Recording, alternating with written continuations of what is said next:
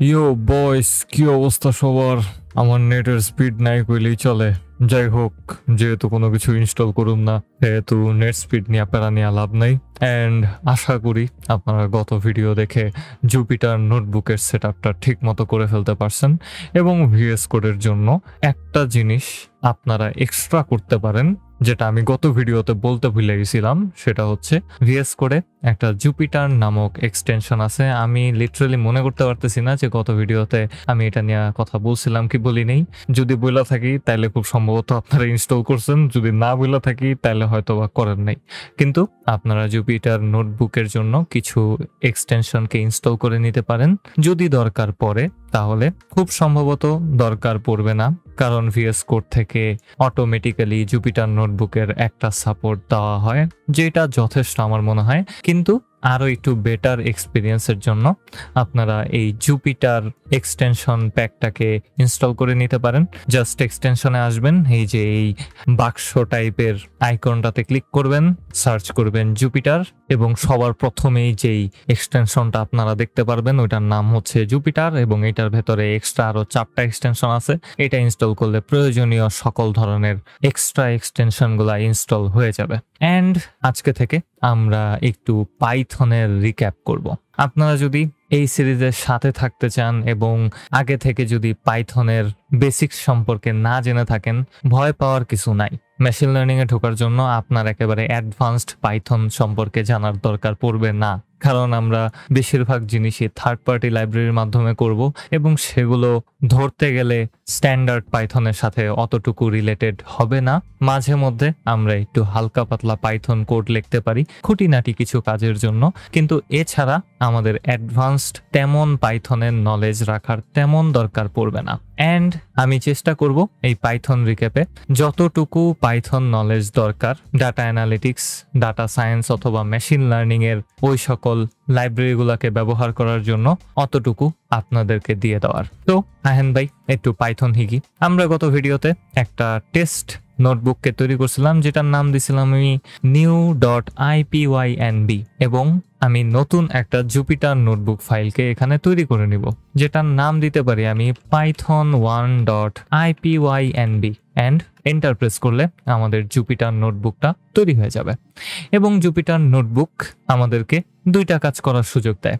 একটা হচ্ছে coding sell তৈরি করা, আর একটা হচ্ছে মার্কডাউন সেল তৈরি করা। এবং মার্কডাউন সেলের কাজ হচ্ছে জাস্ট নোট রাখার জন্য। যেমন আমি মার্কডাউন সেলে ক্লিক করলাম এবং এখন আমি এখানে টাইপ করতে পারি এবং আপনাদের সাথে কথা বলতে পারি। তো ইন মাই এক্সপিরিয়েন্স, প্রোগ্রামিং এ কয়েকটা কনসেপ্ট যদি আপনার ভালোভাবে ক্লিয়ার থাকে, তাহলে আপনারা খুব সম্ভবত যে কোনো ল্যাঙ্গুয়েজকে খুব তাড়াতাড়ি আয়ত্ত করে নিতে পারেন। এবং সেগুলো হচ্ছে ইনপুট আউটপুট, ভ্যারিয়েবলের নলেজ, সাথে সাথে অ্যারে নিয়ে ঘাটাঘাটি, অথবা লিস্ট বলা হয় কিছু কিছু ল্যাঙ্গুয়েজে এগুলোকে। তারপরে one of the most important জিনিসের নাম হচ্ছে কন্ডিশনালস সম্পর্কে জানা, and maybe the most important thing in whole programming in general হচ্ছে লুপ। অ্যান্ড ফাইনালি একটা অপশনাল জিনিসের নাম হচ্ছে ফাংশনস। ফাংশনস বাদে বাকি 5টা জিনিসের মাধ্যমে আপনি এই ওয়ার্ল্ডের যে কোনো ধরনের প্রোগ্রামকে তৈরি করতে পারেন।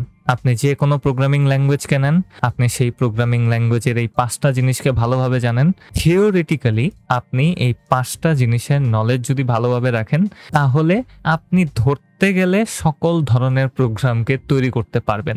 আমি এখানে থিওরিটিক্যালি বলছি, কারণ সকল ধরনের প্রোগ্রাম তৈরি করা আসলে পসিবল না শুধুমাত্র এই 5টা জিনিস দিয়ে। কিন্তু এই ওয়ার্ল্ডের সকল ধরনের প্রোগ্রামের একেবারে বেসিক্সে এই 5টা জিনিসই আছে। অ্যান্ড ফাংশনস হচ্ছে জাস্ট এই 5টা জিনিসকে গ্রুপিং করা, এছাড়া আর কিছু না। ফাংশনসের ভেতরে আরেক ধরনের ফাংশনস আছে যেটার নাম হচ্ছে বিল্ট ইন ফাংশনস, যেগুলো আপনারা তৈরি করবেন না, একটা প্রোগ্রামিং ল্যাঙ্গুয়েজে সেটা আগে থেকেই তৈরি করা থাকবে। সো আমরা এই কনসেপ্টগুলোকে একে একে পাইথনের মাধ্যমে শেখার চেষ্টা করব।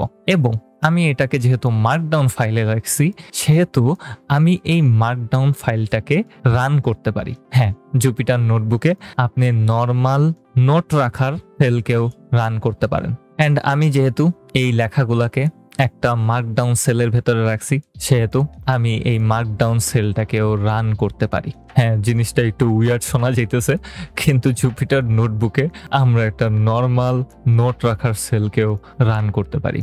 এবং আমরা একটু রান বাটনটাকে যদি খুঁজি তাহলে দেখব এখানে কোনো রান বাটন নাই। এবং এটা হচ্ছে প্রথম শর্টকাট জুপিটার নোটবুক ব্যবহার করার। আপনি যে কোনো সেলকে রান করতে পারেন কন্ট্রোল এন্টার প্রেস করার মাধ্যমে। আপনি যে কোনো সেলে থাকেন, যে কোনো ল্যাঙ্গুয়েজ সেলে থাকেন, ডাজেন্ট ম্যাটার। আমি আছি এখন মার্কডাউন ল্যাঙ্গুয়েজ সেলে, এটার কোনো আউটপুট নাই, এটা নোট রাখার জন্য। তারপরেও আমি এটাকে রান করতে পারি কন্ট্রোল এন্টারের মাধ্যমে। এবং কন্ট্রোল এন্টারের মাধ্যমে রান করার সাথে সাথে দেখবো আমার লেখাটা এক লাইনে চলে আসছে। তার মানে এই মার্কডাউন সেলটা রান হয়েছে। এবং রান হওয়ার সাথে সাথে আমাদের যে নোটটা ছিল সেটা খুব বাজে হয়ে গেছে। আমি যেটা আপনাদেরকে দেখাইতে চেয়েছিলাম সেটা হলো, আমি যদি এই ড্যাশগুলার পর একটা করে স্পেস দিয়ে দেই তাহলে একটা খুবই সুন্দর জিনিস হবে।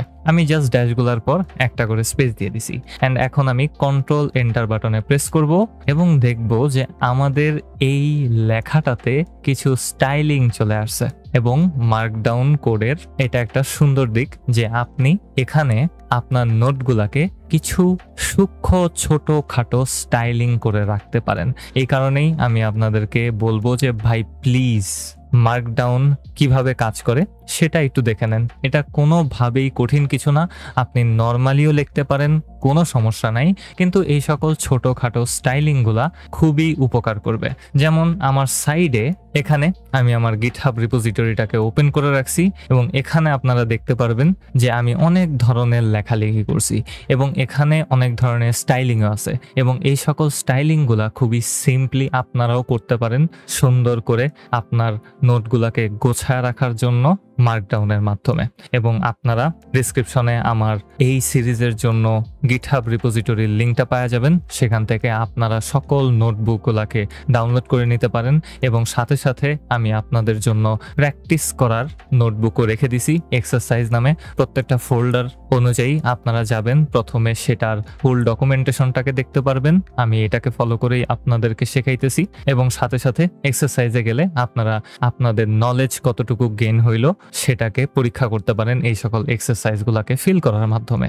সাথে সাথে এক্সারসাইজের সলিউশনের জন্য আমি এক্সট্রা আরেকটা নোটবুককে তৈরি করে রাখছি। তো আমি আশা করি আপনারা নিজেদের থেকে গিটহাব রিপোজিটরিটাকে ক্লোন করে নেবেন এবং এখানে এক্সারসাইজগুলো করার চেষ্টা করবেন। এটা জাস্ট আপনাদের জন্য আমি এক্সট্রা করার চেষ্টা করছি, এই আর কি।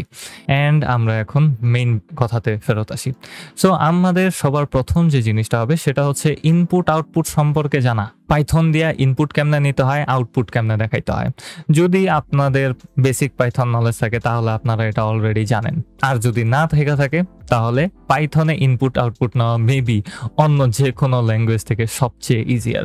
আমি একটা কোডিং সেলকে এখানে তৈরি করব এবং এই কোডিং সেলের ভেতরে আমি সিম্পলি ইনপুট নামক একটা ফাংশনকে ব্যবহার করতে পারি। এবং দেখতেই পারতেছি যে এটা প্লেন টেক্সটে আছে। যখন আপনারা এরকম দেখবেন তখন বুঝে নেবেন যে আপনি কোন কার্নেলে আছেন সেটা জুপিটার নোটবুক বুঝতে পারতেছে না। এবং আমি যদি উপরে তাকাই তাহলে দেখবো আমাকে এখানে সিলেক্ট কার্নেলের কথা বলা হইতেছে। এবং আমার শঙ্কাটা আসলেই ঠিক যে ভাই আমার জুপিটার নোটবুক ফাইল বুঝতেছে না, আমি পাইথনে কোড করতে চাই নাকি অন্য কোনো ল্যাঙ্গুয়েজে কোড করতে চাই। সো আমি সিলেক্ট কার্নেলে ক্লিক করব, এখান থেকে ডাইরেক্টলি বেসটাকে সিলেক্ট করে নিব এবং আমার কাজ শেষ। এবং সাথে সাথে এখানে পাইথন লেখাটা চলে আসবে।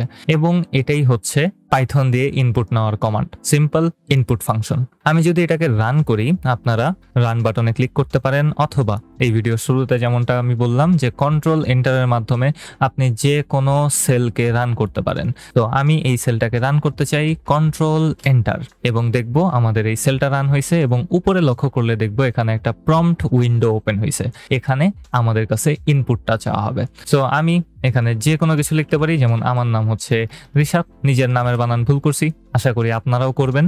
অ্যান্ড এন্টার প্রেস করলাম, দেখব সাথে সাথে নিচে ঋষাদ লেখাটা চলে আসছে। তার মানে ইনপুটটা ঠিকঠাক ভাবে কাজ করতেছে। আরো একটা ভালো দিক হচ্ছে এই ইনপুট ফাংশনের ভেতরে, সেটা হচ্ছে যে আপনি এই ইনপুট ফাংশনের ভেতরে একটা স্ট্রিংকে দিতে পারেন, যে স্ট্রিংটা হবে ইউজারের জন্য একটা মেসেজের মতো। যেমন আমি এখানে লিখতে পারি এন্টার ইয়োর নেম, একটা কোলন দিয়ে একটা স্পেস দিয়ে দিব এবং আমি এই সেলটাকে রান করে নিব। রান করব কিভাবে? কন্ট্রোল এন্টার, রান হয়ে গেল। এবং যদি আপনারা লক্ষ্য করেন তাহলে দেখবেন যে এই বাক্সের নিচে এখন লেখা আছে এন্টার ইওর নেম, এবং আমি এখানে আমার নামটাকে লিখে দিতে পারি এবং সুন্দরভাবে রিশাদ লেখাটা আরো একবার চলে আসলো। Nice, right? অত কঠিন না, জাস্ট ইনপুট ফাংশন। ইনপুট লিখবেন, তারপর একটা ব্র্যাকেট দিবেন এবং আপনি ইনপুট দিতে পারেন। এবং একটু স্পয়লার অ্যালার্ট দিয়ে দিই, আমরা খুব সম্ভবত আজীবনেও ইনপুট ফাংশনের ব্যবহার করতে যাইতেছি না। আমাদের এই ফুল সিরিজে আমার মনে হয় না একবারও আমি এই ইনপুট ফাংশনটাকে লিখব। এবং সাথে সাথে আরেকটা ফাংশন আছে যেটা আমি লিখব না, আমি নিচে আরেকটা কোড লিখলাম এবং এটা হবে আমাদের আউটপুট নেওয়ার জন্য, এবং সেটার নাম হচ্ছে প্রিন্ট ফাংশন। এবং প্রিন্ট ফাংশনের ভেতরে আমরা যে কোনো কিছুকে লিখে দিতে পারি এবং সেটাই আমাদের আউটপুটে চলে আসবে অটোমেটিক্যালি।